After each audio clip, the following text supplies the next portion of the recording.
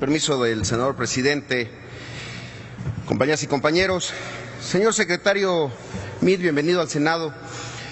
Yo no sé si usted lleve la cuenta, pero esta es la 9ª vez que acude al Senado de la República a rendir cuentas sobre alguna de sus responsabilidades en el gobierno federal. 2 veces vino aquí para que fuera ratificado en alguna subsecretaría de Hacienda. 2 veces vino aquí como secretario de Relaciones Exteriores, 1 vez como secretario de Desarrollo Social. Esta es la 3ª vez que acude al Senado como secretario de Hacienda. Es un buen récord, la verdad. Y no solo esto, fíjese usted, forma parte de un reducidísimo club de secretarios de Estado en México que han logrado ser titulares de la misma dependencia en 2 sexenios seguidos.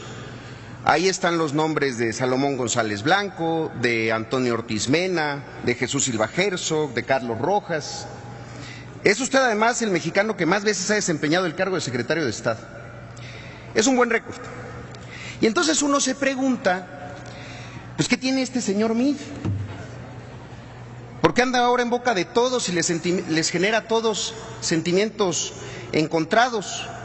Y a ver, yo quiero dejar algo muy claro, no se duda de su formación académica, no se duda de su honorabilidad, de su seriedad. Es muy común escuchar que es usted un funcionario eficiente y confiable, un funcionario honesto, y yo lo felicito. Destaca usted en un gabinete por encima del señor del socavón, del señor que no sabe leer, del cuñado del huachicol, del que llegó a aprender y del que ya no va a ser. Pero nada de todo lo anterior es lo que a mí me llama la atención. Lo que a mí me llama la atención es que sea usted en el mundo quizá el único secretario o ministro de Hacienda o de Finanzas que ha servido en el mismo cargo para 2 partidos políticos diferentes. Yo no sé si alguien podría imaginar a la primera Lord del Tesoro, Margaret Thatcher, sirviendo a un gobierno del Partido Laborista, o a Lagarde en el Partido Socialista francés, o incluso al doctor Guevara de la Serna como presidente del Banco Central de Cuba en el régimen de Batista. No. Entonces, hay algo que se revela distinto y más relevante. ¿Qué es? Pues es un secreto a voces, una realidad impuesta desde hace años. El PRIAN existe, el PRIAN gobierna, el PRIAN tiene un plan para mantenerse en el poder. La de hoy parecía que no es una comparecencia, es más bien como un déjà vu del 19 de septiembre del 2012. Usted, señor secretario, en esa fecha también vino al Senado, también era presidente del Senado mi amigo el senador Ernesto Cordero. Lo único diferente es que Calderón era presidente de la República y los que hoy le aplauden mucho lo vinieron a criticar, y algunos de los panistas que hoy lo van a criticar, en aquel día no se cansaron de aplaudir. Y usted sabe que otra cosa no ha cambiado. La economía de la gente estaba igual de mal. ¿Sabe que era idéntico? Nos vino a dar también una serie de pretextos externos para el mal desempeño económico del país. Entonces era la crisis financiera, ahora va a ser el precio del petróleo, o que si Trump está intentando renegociar o cancelar el TLC. Pero además, ¿sabe que era igual? También nos dio un informe de la macroeconomía del país, esa que ve los números grandes, pero ve a la gente pequeña. En unos momentos más vamos a ver un desfile de matraca económica priista y un esfuerzo desesperado del PAN por desmarcarse de usted. Rebeldes y cerillos, to meet or not to meet, esa es la cuestión. Pero todo esto, termina siendo una gran simulación, porque el plan del PRIAN es simular la alternancia, hacer como que todo cambia para que todo siga igual.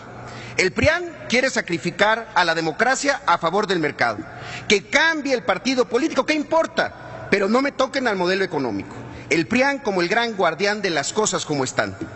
Ese modelo económico, que añora un bipartidismo, es posible porque ambos partidos políticos se vaciaron de ideología y se llenaron de intereses. Bastó que el PRI abandonara su proyecto de nacionalismo revolucionario y que el PAN dejara atrás la patria ordenada y generosa. Los herederos de Reyes Heroles convertidos en Duartes y los herederos de Gómez Morín transformados en Padres. Llena de razón tiene la boca quien dice que son lo mismo, que son igual, sutanos y menganos. 2 partidos con la misma política económica son igual a nada. Entonces, veamos cuáles son los resultados económicos de los 17 años del PRIAN. Según la OCDE, el PRIAN ha construido uno de los países más desiguales de todos sus miembros, en el que el 10% más rico de la población gana 20 veces más que el 10% más pobre. Oxfam afirma que de 2007 a 2012 creció un 32% la cantidad de millonarios de México. Bajo este modelo tomaría 120 años reducir la brecha de desigualdad. Mientras el PIB per cápita crece entre 1 y 2% anual, el de los 16 mexicanos más ricos se multiplicó por 5%.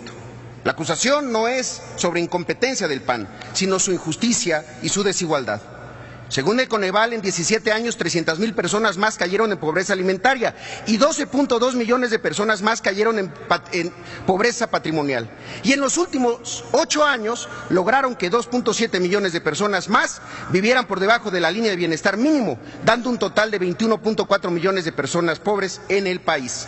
Ese es el modelo económico del PRIAN que quieren que prevalezca y quieren que se mantenga en el país. No crecemos, pero no es nuestra culpa.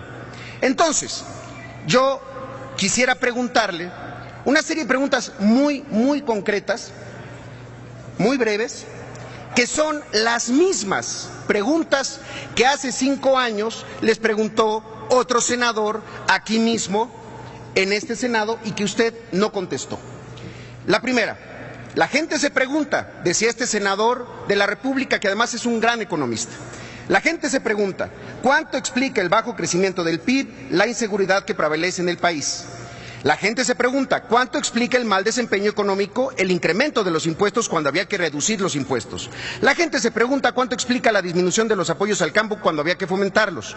La gente se pregunta, ¿cuánto se explica por el cierre de instituciones de la banca de desarrollo y la disminución en inversión productiva cuando en una crisis se requiere lo contrario?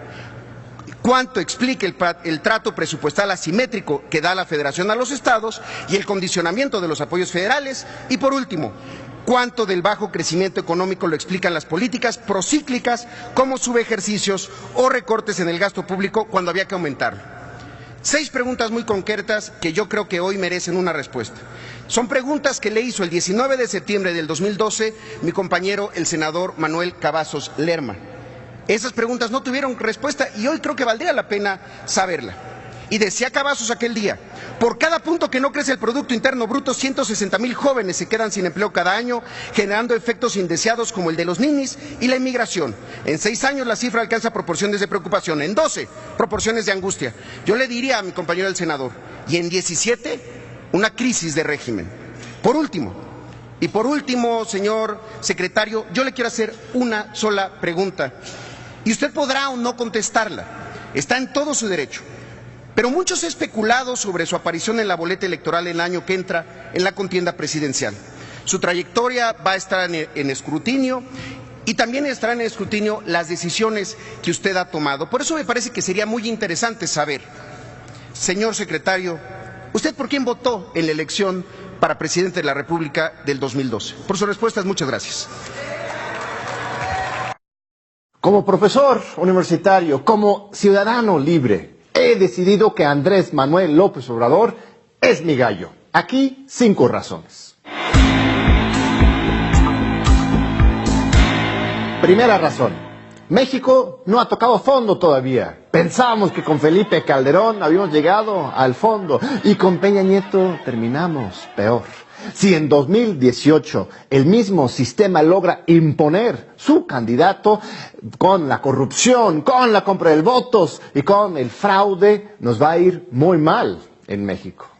Segunda razón. Los responsables por la crisis generalizada del Estado mexicano, la corrupción y la destrucción del país, son fácilmente identificables. Son el PRI, el PAN, el PRD y los partiditos cómplices del Pacto por México. Tercera razón, el partido Morena, el nuevo partido creado hace 2 años por López Obrador, le ha apostado a cambiar la historia y no repetir los mismos errores del PRD. Morena se plantea y nace como un partido movimiento, cercana a la gente. Razón número 4. Andrés Manuel López Obrador es un hombre digno, honesto y luchador que no participa en estas redes de impunidad y pactos con el poder. Andrés Manuel es el verdadero candidato independiente de los poderes fácticos.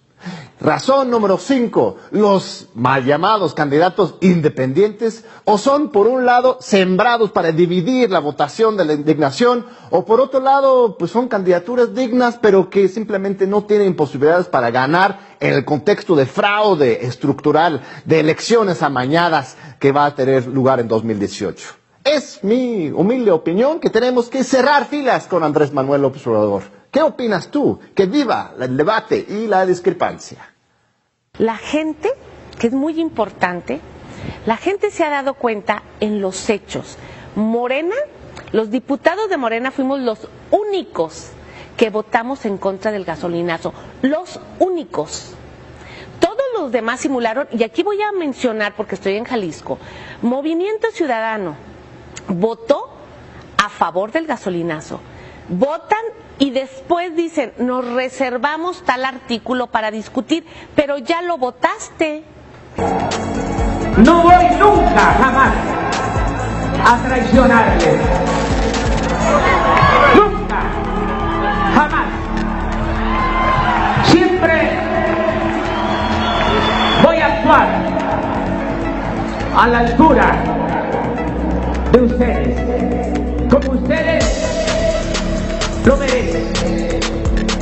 Hago en esta plaza frente a ustedes, frente a mi pueblo, el compromiso